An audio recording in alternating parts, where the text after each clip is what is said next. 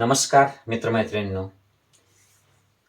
हा जो व्हिडिओचा टॉपिक आहे हा फार महत्त्वाचा आहे प्रत्येकाच्या आयुष्यामध्ये. केवळ महिलांच्याच नाही, तर महिला या अवस्थेतून जातात म्हणून हा संपूर्ण कुटुंबाच्या दृष्टीने पण महत्त्वाचा टॉपिक आहे. अत्यंत महत्त्वाचा आणि समजून घेणं प्रत्येक फॅमिलीला गरजेचं आहे. आणि हा टॉपिक आहे रजोनिवृत्ती, मेनोपॉज. तर मेनोपॉज संदर्भात काही टर्म्स आहेत. मेनोपॉज म्हणजे थोडक्यात पाळी वर्षभर थांबली एका वयामध्ये, लेट 40s किंवा 50-51 वयामध्ये वर्षभर पाळी आली नाही, की त्याला मेनोपॉज म्हणतात. आणि मेनोपॉजच्या आधी जो पिरियड असतो तो प्री मेनोपॉज किंवा पेरीमेनोपॉज हा एक टर्म आहे. म्हणजे पाळी जाण्याची लक्षणं सुरू होतात साधारणतः 45व्या वयापासून, त्याला पेरीमेनोपॉज म्हणतात. आणि त्या लक्षणं सुरू व्हायच्या आधीचा जो काळ असतो तारुण्याचा, तो त्याला प्रीमेनोपॉज म्हणतात.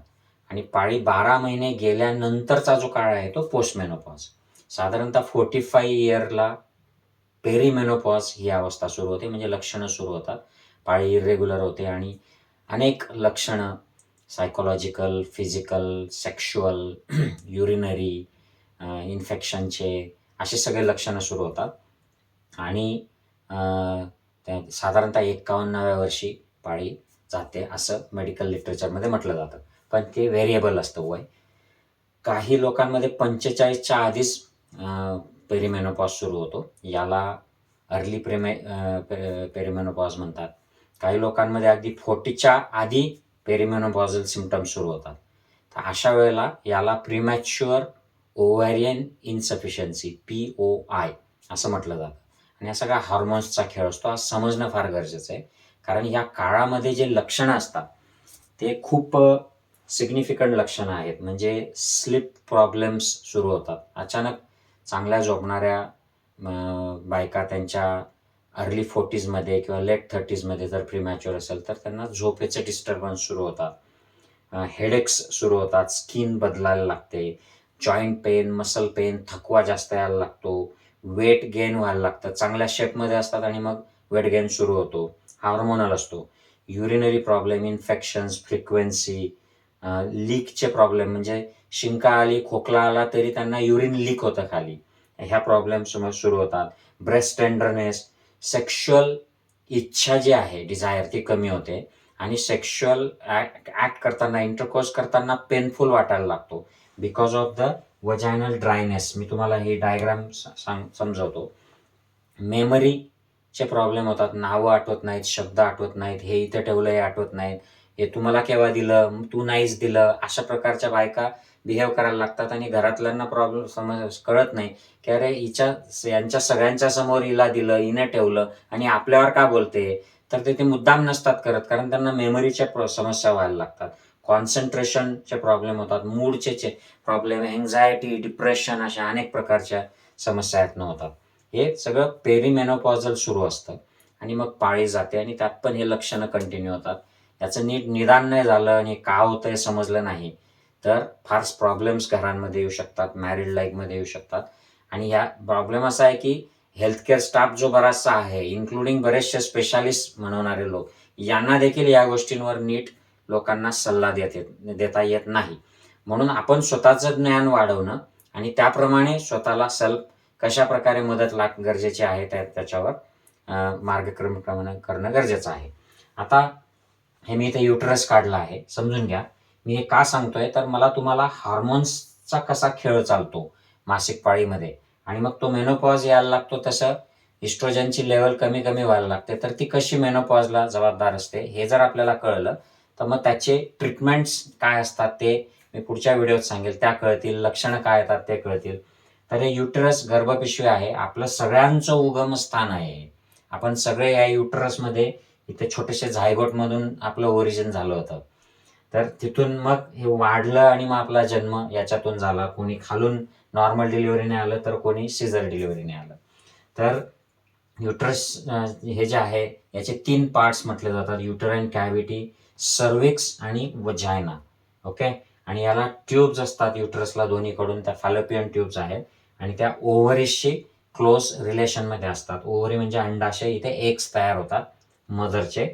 मेल स्पर्म्स ते सेक्शुअल इंटरकोर्सच्या वेळेला वजायनामध्ये येतात आणि मग स्पर्म्स आणि ओव्हमचं साधारणतः या भागात युनियन होतं आणि जे तयार होतं त्याला झायगोट म्हणतात आणि तो झायगोट इथे युटराईन कॅव्हिटीच्या मागच्या बाजूला वर हा इम्प्लांट होतो आणि मग त्याचा बेबी तयार होतो पोटामध्ये.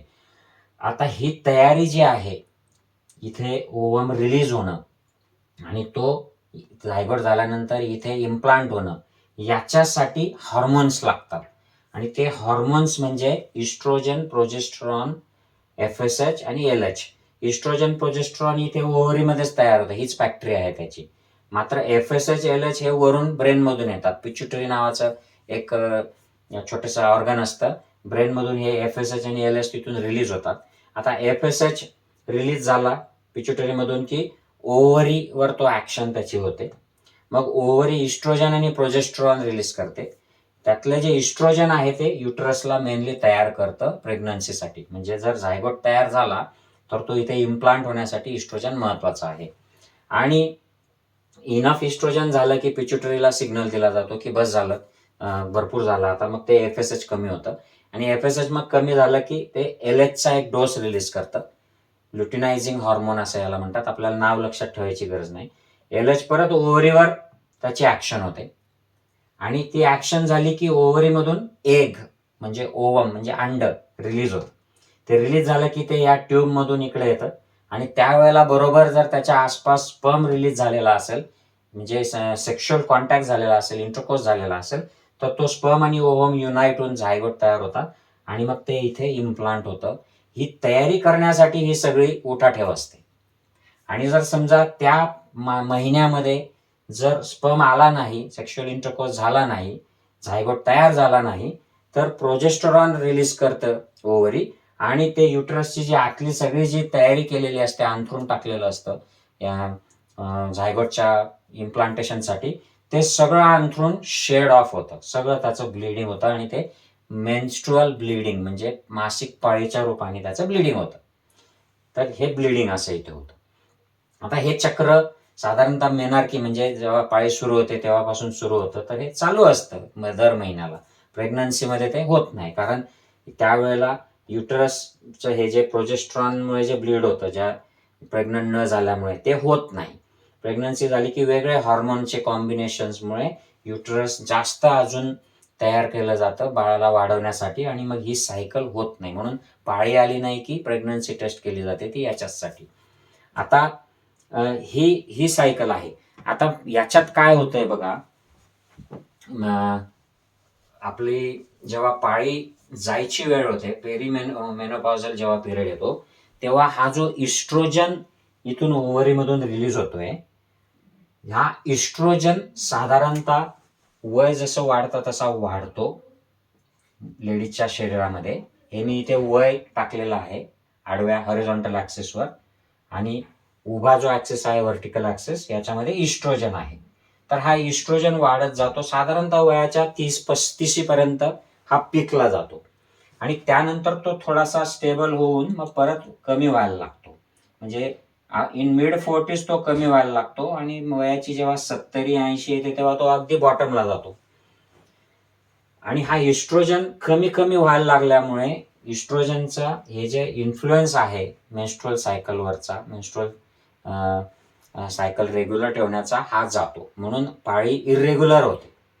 कधी लवकर येते, कधी उशिरा येते, कधी जास्त येते, कधी कमी येत नाही, कधी येत नाही. अशी ती पेरिमेनोपॉझल फेजमध्ये होत होत होत वयाच्या 50-51 वर्षी ती कम्प्लीट स्टॉप होते आणि त्याला मेनोपॉज म्हणतात. तर हा सगळा इस्ट्रोजनचा खेळ आहे. तर हे इस्ट्रोजन काय फक्त युटरसवरच नाही काम करत, ते ब्रेनच्या वेगवेगळ्या सेंटर्समध्ये काम करतं, जे कॉन्सन्ट्रेशनला आवश्यक आहेत, जे मेमरीला आवश्यक आहेत, जे मूडला आवश्यक आहेत, ते स्किनवर, हेअरवर, बोनवर, मसलवर, या इम्युन सिस्टीम, या सगळ्यासाठी इस्ट्रोजन आवश्यक असतं. मेटाबॉलिझमवर त्याचा इम्पॅक्ट असतो. त्यामुळे इस्ट्रोजन जसं कमी व्हायला लागतं, वेगवेगळे शारीरिक, मानसिक, लैंगिक, इमोशनल असे सगळ्या प्रकारचे युरिनचे सिम्पटम्स, सेंट्रल नर्वस सिस्टीमचे सिम्पटम्स आणि इम्युनिटीचे सिम्पटम्स, हे सगळं आपल्याला सुरुवात होते. याचं लिगामेंट्स आणि मसल्सवर फरक पडतो. ते कमी झालं की त्याची ताकद कमी होते. नर्व्हस सिस्टमची सेन्सिटिव्हिटी, नर्व्हज ज्या आहेत आपल्या त्या हायपर सेन्सिटिव्ह होतात.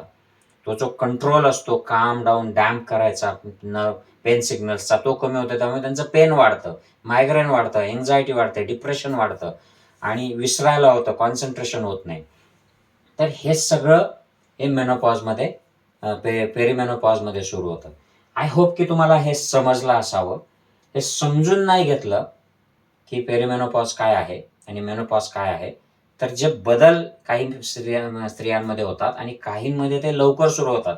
काही घरांमध्ये अशी फॅमिली हिस्ट्री असते की त्यांच्याकडे हा पेरिमेनोपॉज अगदी लेट 30s मध्ये सुरू होतो.